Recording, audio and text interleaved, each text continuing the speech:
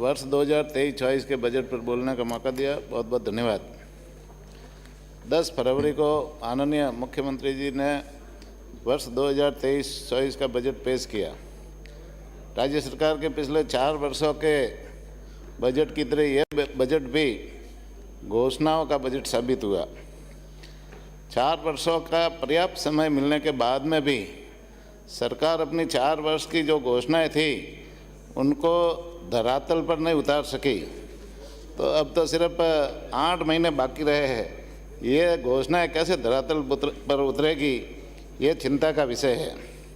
ये बजट सिर्फ घोषणाओं का पिटारा है। इन थोथी घोषणाओं पर जनता विश्वास करने वाली नहीं है।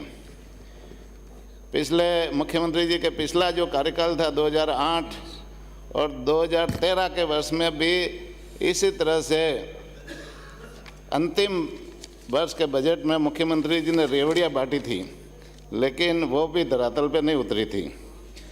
इस बजट के पैरा संख्या 8 में मुख्यमंत्री जी ने बताया कि 500 करोड़ के युवा विकास एवं कल्याण कोष की घोषणा करता हूँ, जिससे जो पैसा युवाओं के विकास पर खर्च होगा।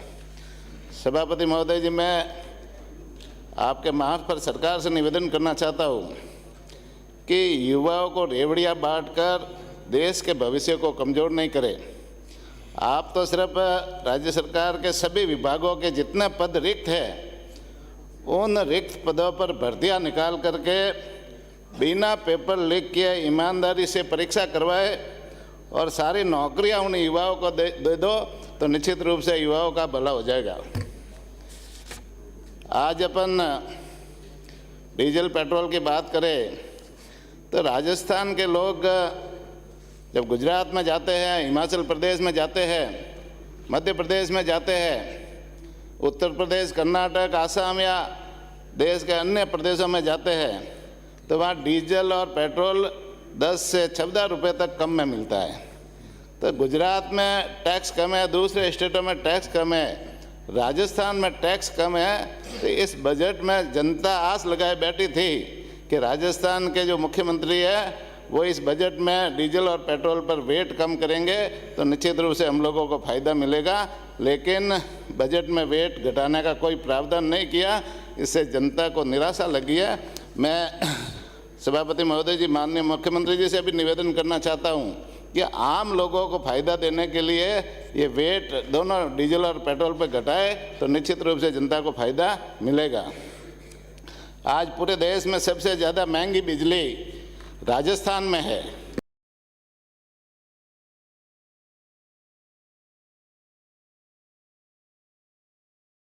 पिछले 4 साल में आपने कई बार बिजली की रेटें बढ़ाई है, कई बार यूनिट रेट बढ़ाई, स्थायी सेवा शुल्क बढ़ाया, फ्यूल चार्ज बढ़ाया, मीटर किराया बढ़ाया, इस तरह से 9 बार बिजली की रेटें बढ़ाई है। तो आज ज़रूर बजट में आपने 100 यूनिट बिजली मुफ्त देने की घोषणा की है, लेकिन 100 यूनिट मुफ्त देने के बाद में भी बिजली आती कहाँ है? कब आएगी, कब जाएगी, बिजली पता ही नहीं है। लोगों को पर्याप्त मात्रा में बिजली मिलती नहीं है। यदि बजट में बिजली की दरें घटाई होती तो निश्चित रूप से आम लोगों को ये सारा फायदा मिलता। पाली जिले व राजस्थान भर में वर्ष 2022-23 खरीफ की फसल अकाल पड़ने, कम बरसात से खराब हुई, जिससे किसानों की खरीफ की फसलें 80% नष्ट हो गई। लेकिन सरकार ने फसल खराबे का आधा अनुदान किसानों को अभी तक नहीं दिया है और इस बजट में भी घोषणा नहीं की है, जिससे क्षेत्र का किसान आहत है। मैं सभापति महोदय जी आपसे निवेदन करना चाहूँगा कि सरकार 2022-23 का जो अकाल में जो जिन किसानों की फसलें नष्ट हुई है उनका आदान अनुदान की घोषणा इस पूरक बजट में करे, जिससे किसानों को फायदा मिले।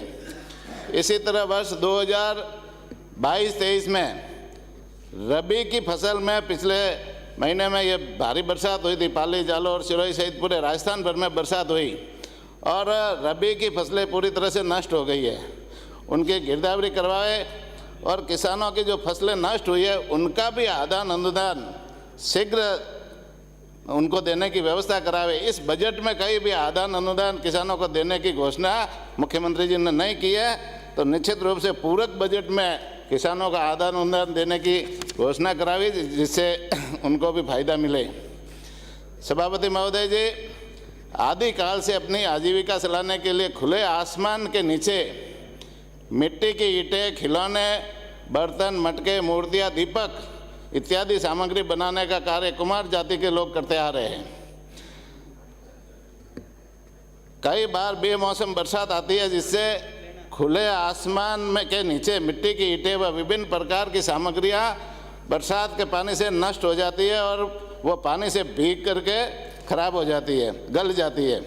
अचानक आई आपदा से राजस्थान भर के लाखों परिवार पिछले महीने में बर्बाद हो गए।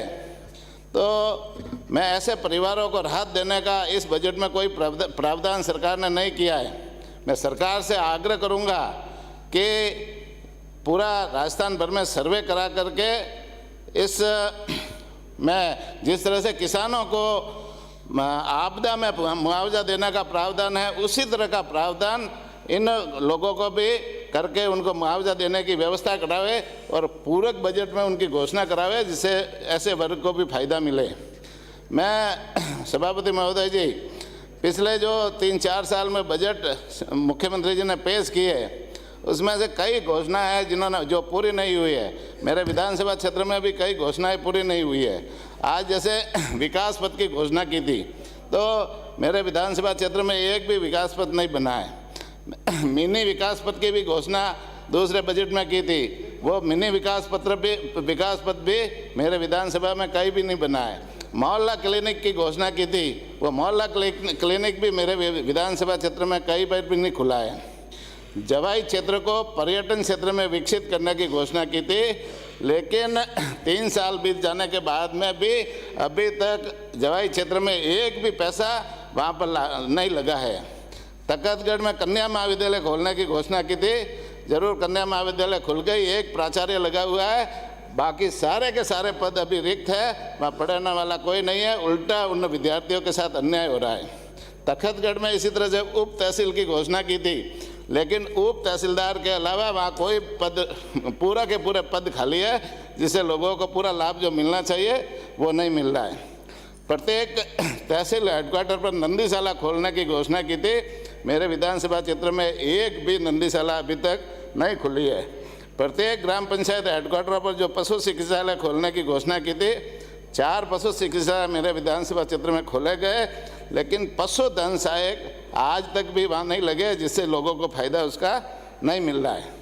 ग्रामीण बस परिवहन सेवा चालू करने की पिछले बजट में घोषणा की थी, लेकिन मेरे विधानसभा क्षेत्र में एक भी बस चालू नहीं हुई है।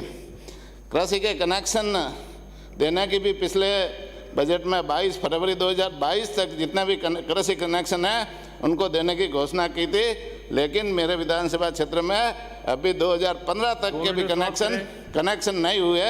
मैं सभापति महोदय जी में निवेदन करूंगा कि जल्दी से जल्दी कृषि कनेक्शन करावे। नवीन ग्राम पंचायतें गलतनी और गुड्डे जो स्वीकृत की है, तो वहाँ भी भवन भी अभी अधूरा पड़ा है, 4 दीवारी नहीं है, शौचालय नहीं है, और ग्राम पंचायतें विकास के कमरों में संचालित है, तो वहाँ भी वो कार्य शीघ्र करावे। ग्राम पंचायतों का राज्य वित्त आयोग का अनुदान जो मिलता था, 1 वर्ष में 2 किस्तें मिलती थी, पंचायत के खाते में जमा होती थी, वो आपने बिल्कुल बंद कर दी। 4 वर्षों से ग्राम पंचायतों को कमज़ोर करने का काम जरूर आपने किया है। मैं डामर सड़कों से वंचित गांवों को ग्राम पंचायत हेडक्वार्टर से जोड़ने की भी पिछली बार घोषणा की थी, वो भी एक भी डामर सड़क से मेरा कोई गांव नहीं जुड़ा है। प्रमुख देवस्थानों को डामर सड़क से जोड़ने की घोषणा की थी, वो भी एक भी देवस्थान नहीं जुड़ा है। मैं सभापति महोदय जी निवेदन करना चाहूँगा कि सुमेरपुर नगर पालिका को चोंगे का जो पहले पुनर्भरण का पैसा मिलता था, 1,40,00,000 रुपया हर महीने मिलता था, जिससे वहाँ के कर्मचारियों की तनख्वाह देने और विकास के कार्यों में काम आता था। लेकिन अभी पिछले 10 माह से 80 लाख की कटौती सुमेरपुर नगर पालिका में की जा रही है, जिससे वहाँ पूरा का पूरा विकास कार्य ठप हो गया। तनख्वाह देने को भी वहाँ नगर पालिका के पास में पैसे नहीं है, विकास के काम भी ठप हो गए। इसलिए मैं पुनः आग्रह करूंगा कि वो पुनर्विचार करें और जो पैसा कटौती की जा रही है उन पैसों को वापस देने की व्यवस्था करें। ब्रिया जी।